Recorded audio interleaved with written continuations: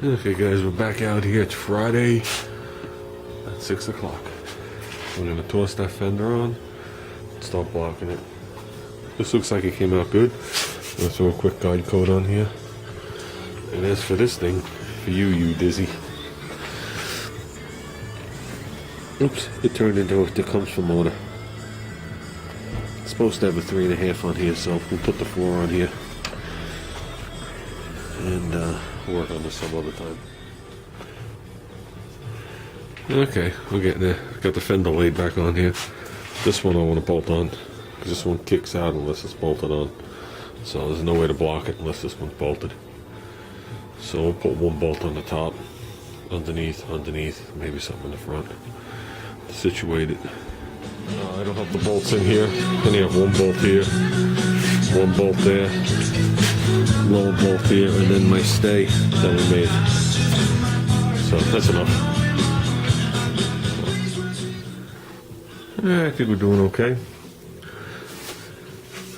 See me just touching the epoxy in some areas right around here. Just got to get this edge a little better. As you can see, I did the main part of the fender. Stayed away from the well and still kept it a little light here. Could use a hair bit more, but I'll do this all in one shot. So, definitely feels flat. You know, I should be happy no matter how it comes out. So, I consider this a very advanced project. Doing this fender. I think it was harder to do these fenders than it was to make this thing a 2-door. Hands down. So, and this car does a lot of twisting. It did a lot of twisting when it was a 4-door. The back doors were always out of adjustment. Always. You would adjust them, align them, do a couple of good hole shots with it, and it'd be tweaked. So, I put that little bit of bar in the back, little roll bar. When I converted it to a 2-door, I left the original door jambs in there for strength. So I figured if I would have removed the door jambs, I would just be actually weakening the car. So the roll bar actually helped. So, and Rambler's not noted for the door gaps, trust me. But with all that said, I'm just taking a 2-second break. Roopster says I need a microphone for inside my mask. I've been told over and over and over again by Lodi 3/4 I need a microphone. I'm sorry guys, I mumble a little. Okay guys, we're getting there.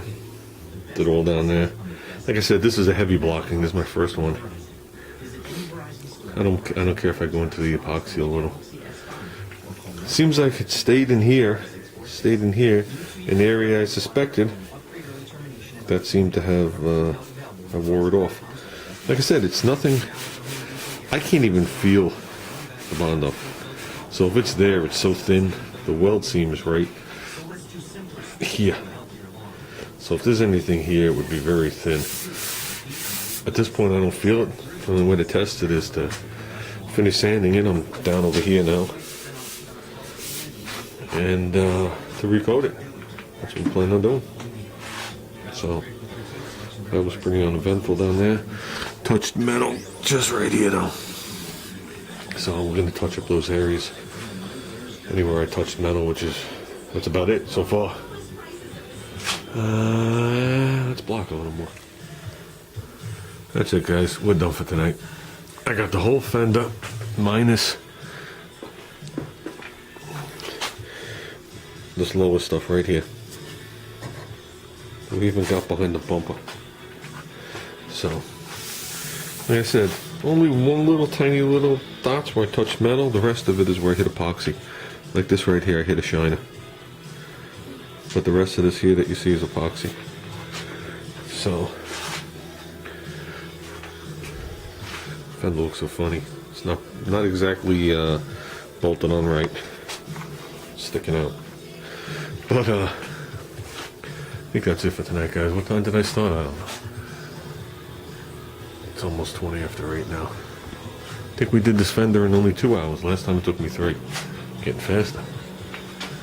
So, but I don't know.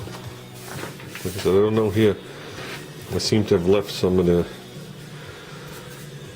primer surfacer in there, and they seem to have taken it off there. Let's see how it works. See if we got to block it again. Not really worried about it right this minute. So I think that's going to be it for tonight, guys. I'm tired. It's a long day today. Ran around like a lunatic all day to leave 2 massive jobs sitting there. And tomorrow, Saturday, is our most hairy day of the week, especially lately, being short-handed.